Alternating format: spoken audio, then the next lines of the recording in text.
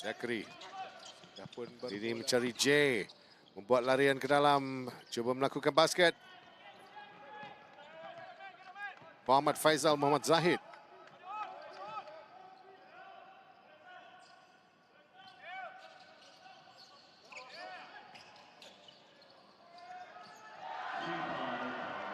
Respon yang baik dari Malaysia.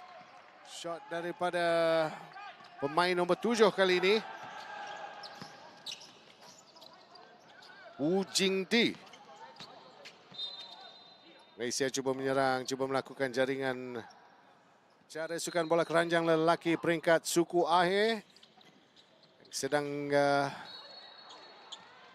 berlangsung di Netumber Stadium di Bangkok, Thailand. Malaysia melakukan serangan 3-pointer. 3-pointer shot yang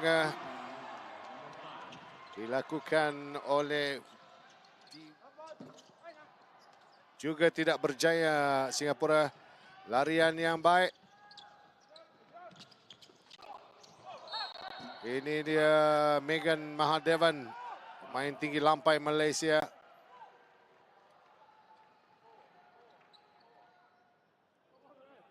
Halang tadi.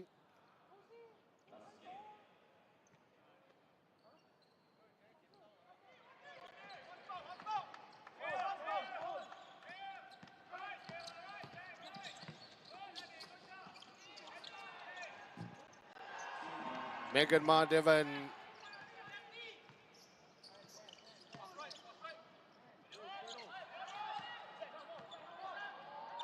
overhead shot yang dilakukan. Namun Muhammad Faizal yang berjaya menemui basket.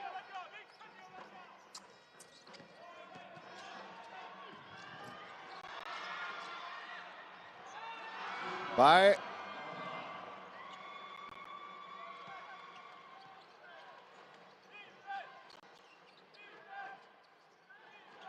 Megan.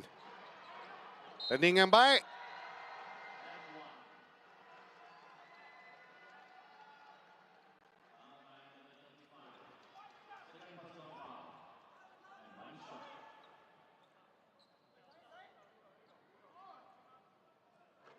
Racks and racks stuck together.